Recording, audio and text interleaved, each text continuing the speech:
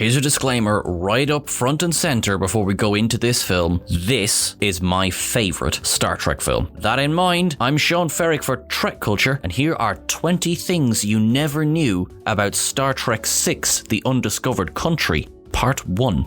Number 20. The youngest composer makes one of the best received soundtracks.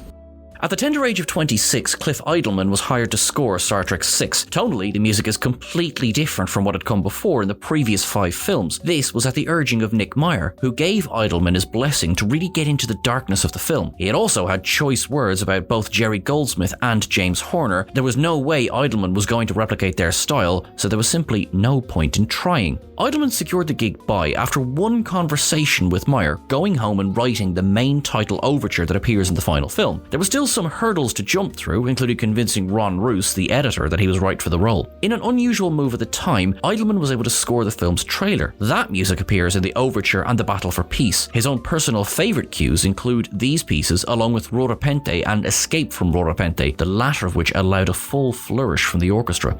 Number 19. KRONOS 1. Chancellor Gorkon, General Chang, and the rest of the Klingon delegation traveled to Earth aboard the flagship of the Klingon Empire, namely KRONOS 1. The ship was the same filming model that had been used in Star Trek The Motion Picture, with several modifications for the latest film. Visual effects supervisor Bill George was pleased that they were able to update the ship. He also said that it was one of the few models that they were allowed to make any significant changes to, owing in part to the fact that it badly needed touching up. The Enterprise, Excelsior, and Bird of Prey filming models had all seen much more recent use. George took inspiration from the military costuming and adornments that could be added post-battle of contemporary soldiers. He painted the model brown and red with gold highlights, then added brass epaulets to the wings, signifying victories in battles that the ship had secured. As both the shape of the ship and its colour were drastically different from Federation vessels, this contrasted nicely against the Enterprise A. Number 18. Read it in the original Klingon.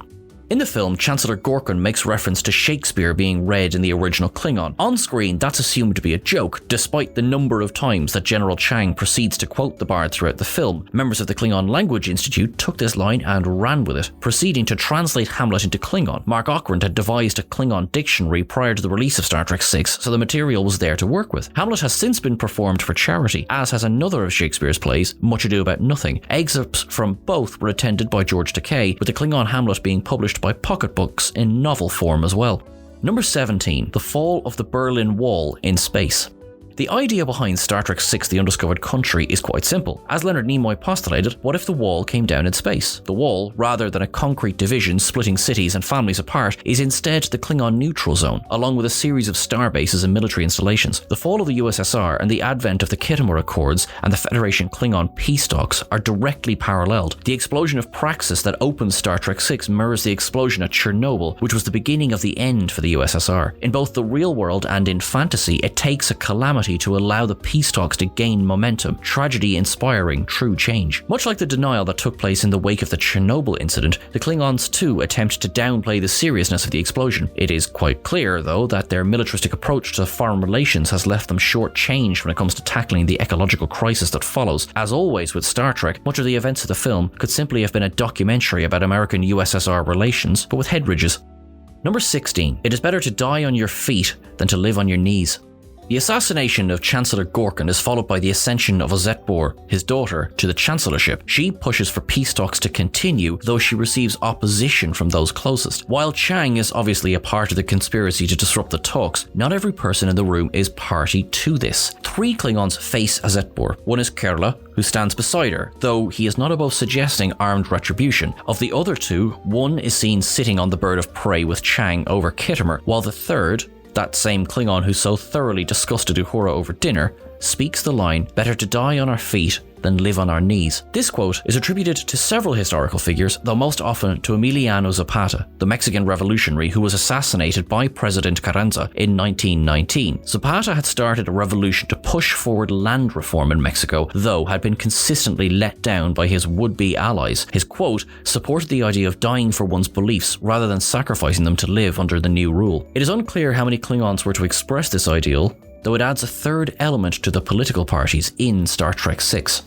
Number 15. Designing the Klingon High Chancellor. Gorkon leads the peace movement in Star Trek VI. He is the first Chancellor, chronologically, met by the Federation until Chancellor L'Rell would take that honour in Will You Take My Hand. Nicholas Meyer was the one who specifically wanted the man to resemble Abraham Lincoln. While the beard may have been clue enough, there was a tease in the name as well. Gorkon, as a name, was chosen by writer Denny Martin Flynn. It was an amalgamation of the names Lincoln and Gorbachev. In fact, it was so close to the names that Meyer was worried it would be a little too on the nose, as the film was so heavily based on the events leading to the fall of the Berlin Wall and the dissolution of the USSR. Then Mikhail Gorbachev may already have been front and center in the minds of the audience. The worries proved baseless, as test screenings didn't pick up on it originally. The outfit he wore, with vertical padding rather than the horizontal padding that Chang wore, signified his height in the political hierarchy. His staff was comprised of a tusk that was said to have been taken from an animal he had killed years previously. His height, girth and demeanour signified his stately presence, commanding the room on entry. Number 14. Casting the leader of the Klingon Empire.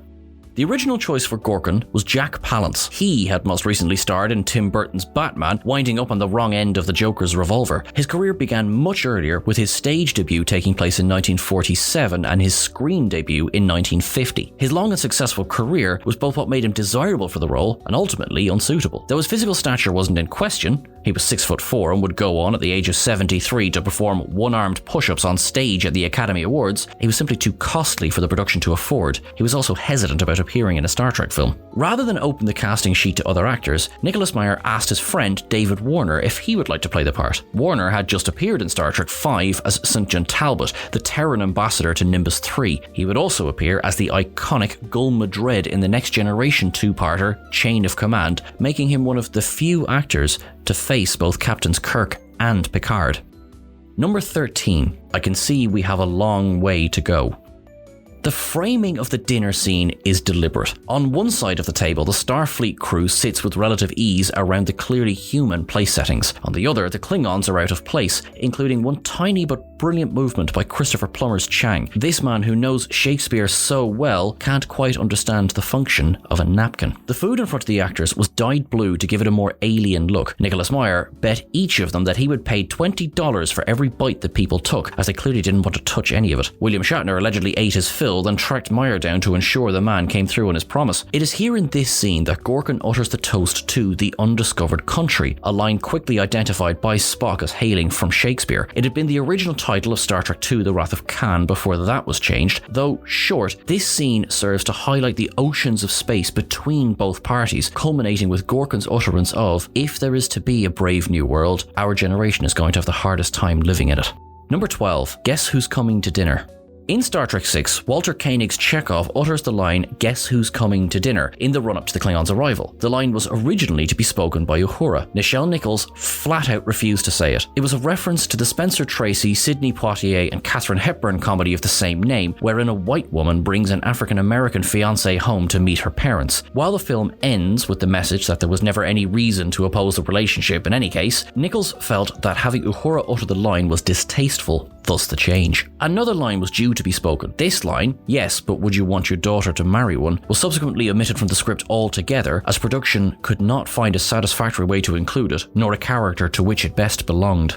Number 11. Is she a bird or is she a cat?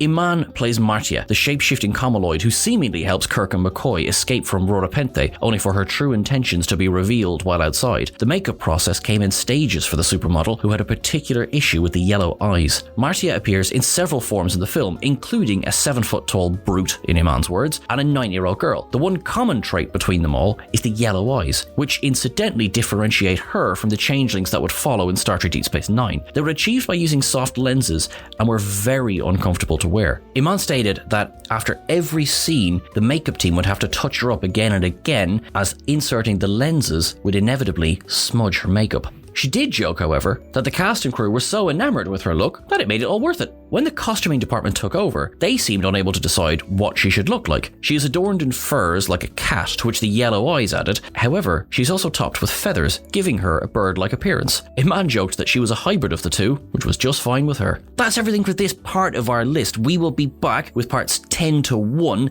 in the next video. Don't forget to like, share, and subscribe. In the meantime, you can catch us over on Twitter at Trek Culture. You can catch myself at Sean Ferrick on Twitter as well. You look after yourself, and we really hope you enjoyed this video, because give a girl a chance. It takes a lot of effort. Live long and prosper. Thanks.